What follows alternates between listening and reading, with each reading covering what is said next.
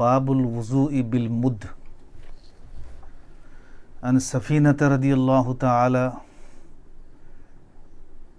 अन्न नबिय सल्लल्लाहु अलैहि वसल्लम काना यतवज़्ज़उ बिल मुद्दी व यग़तसिलु बिस्सा। वज़ू मुद्द के ज़रिए, इसमें हदीस है नबी सल्लल्लाहु अलैहि वसल्लम वज़ू फरमाते थे मुद्द से और गुस्ल फरमाते थे सा से। ये पहले ज़माने का एक पैमाना है, मुद्द और सा। मुद्द के ऊपर है सा और उससे ऊपर है कफ़ीज़ और उससे ऊपर है कुर। तो आज के एतबार से मुद्द और सा की मिक़दार किताबों में ये लिखा है कि एक मुद्द 2 रत्ल का है और एक सा 8 रत्ल का है। ये हमारे नज़दीक है, यानी अहनाफ के नज़दीक है। आइम्मा सलासा के नज़दीक एक मुद्द होता है 1 रत्ल और रत्ल का सुलुस, यानी 1 रत्ल और सुलुस रत्ल, तिहाई। और सा जो है ये 5 रत्ल और सुलुस रत्ल। लेकिन फ़ी ज़मानिना रत्ल भी नहीं रहा और मुद्द भी, सा भी, सेर वग़ैरह भी नहीं रहा। अब जो है किलोग्राम का ज़माना है, ग्राम, किलोग्राम। इमाम तिरमिज़ी रहमतुल्लाह अलैहि ने ख़ुद किताबुज़ ज़कात में इस बहस को छेड़ी है। ये बहुत लंबी है, इसलिए यहाँ उसको तर्क कर दिया जा रहा है। और इजमाली तौर पर यूँ समझ लिया जाए कि मुद्द जो है ये तकरीबन 700 ग्राम का है और सा तकरीबन 2800 ग्राम का है, उसका 4 गुना। क्योंकि एक सा जो है ये 8 रत्ल का होता है अहनाफ के नज़दीक और एक मुद्द जो है 2 रत्ल का होता है। इस एतबार से 2800 ग्राम जो सा है, एक सा पानी मतलब 2800 ग्राम पानी हो और मुद्द, एक मुद्द पानी तो 700 ग्राम। अब रही ये बात कि हदीस शरीफ में जो मुद्द से वज़ू फरमाना और सा से गुस्ल फरमाना कि हुज़ूर सल्लल्लाहु अलैहि वसल्लम एक मुद्द से वज़ू फरमाते थे और एक सा से गुस्ल फरमाते थे। कान नबी सल्लल्लाहु अलैहि वसल्लम यतवज़्ज़उ बिल मुद्द व यग़तसिलु बिस्सा।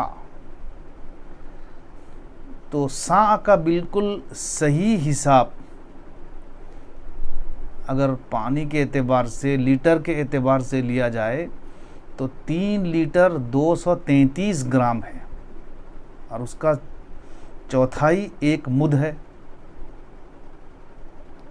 क्योंकि एक मुद्द उसका चौथाई है, लिहाजा 3 लीटर 233 ग्राम को 4 हिस्से में अगर कर दिया जाए तो एक हिस्सा जो चौथाई होगा वो एक मुद्द है। तो हदीस शरीफ के मतालिब में ताअद्दुद है, मतलब यानी एक जगह ऐसी है कि जहाँ पर पानी की कसरत है, पानी की किल्लत नहीं है, पानी की फरावानी है, कसरत है। तो वहाँ के लोगों के एतबार से इस हदीस का मतलब कुछ होगा और जहाँ पानी की किल्लत है, इतनी फरावानी नहीं है, तो वहाँ के लोगों के एतबार से इस हदीस शरीफ का मतलब और होगा।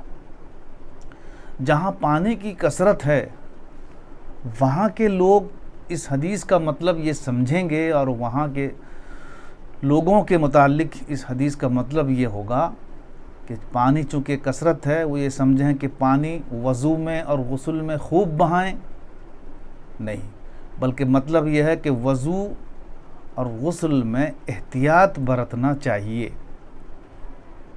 एहतियात बरतो, इसका मतलब ये नहीं कि वहाँ वज़ू एक मुद्द से ही किया जाए, उससे ज़्यादा ना हो, और गुस्ल एक सा से किया जाए, उससे ज़्यादा ना हो, नहीं, बल्कि एहतियात बरतो।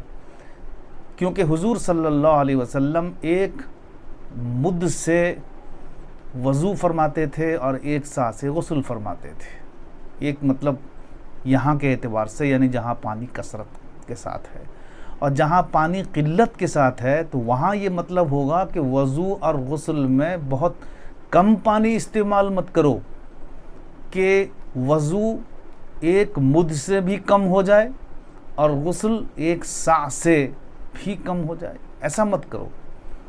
तो यहाँ पानी की किल्लत है, सही है, लेकिन कम से कम पानी जो है वज़ू में एक मुद्द होना चाहिए, उससे कम नहीं होना चाहिए, और गुस्ल एक सा से करना चाहिए, उससे कम नहीं होना चाहिए। तो ये मतलब हो जाएगा उस वक्त इस हदीस शरीफ का। खुलासा ये है कि ये हदीस शरीफ जगह की कैफियत और पानी की हालत के एतबार से दो मतलब वाली हो जाएगी। जहाँ पानी की कसरत है वहाँ के लोग इस हदीस का मतलब ये समझेंगे कि बहुत कम पानी इस्तेमाल मत करो, कि बहुत कम पानी जो है ये पानी में एहतियात बरतना चाहिए, इतना ज़्यादा पानी इस्तेमाल मत करो। और जहाँ किल्लत है वहाँ मतलब ये होगा कि इतना कम मत इस्तेमाल करो कि एक मुद्द से भी या एक सा से भी गुस्ल में कम हो जाए। दो मतलब है। हासिल कलाम ये है कि इलाक़ों के लिहाज से मतलब में फ़र्क हो जाएगा। इमाम तिरमिज़ी रहमतुल्लाह अलैह ने तिरमिज़ी शरीफ में ये फ़रमाया है, वक़ाल शाफ़िई व अहमद व इसहाक़। हालांकि ये मसला मुत्तफ़क़ अलैह है, ये इजमाई मसला है, इसमें कोई इख्तिलाफ़ नहीं है। अहनाफ भी यही कहते हैं कि मुराद यहाँ तौक़ीत नहीं है, तहदीद नहीं है कि वज़ू एक ही मुद्द से और गुस्ल एक ही सा से किया जाए, बल्कि ज़रूरत अगर ज़्यादा की हो तब भी इसकी गुंजाइश। तो इमाम तिरमिज़ी रहमतुल्लाह अलैह ने जो यहाँ इमाम शाफ़ी रहमतुल्लाह अलैह को लिया और इमाम अहमद इब्न हम्बल और इसहाक़ इब्न राहवई को लिया है और अहनाफ को छोड़ा है, इसकी वजह ये नहीं है कि अहनाफ के यहाँ ये चीज़ नहीं है, बल्कि अहनाफ के यहाँ।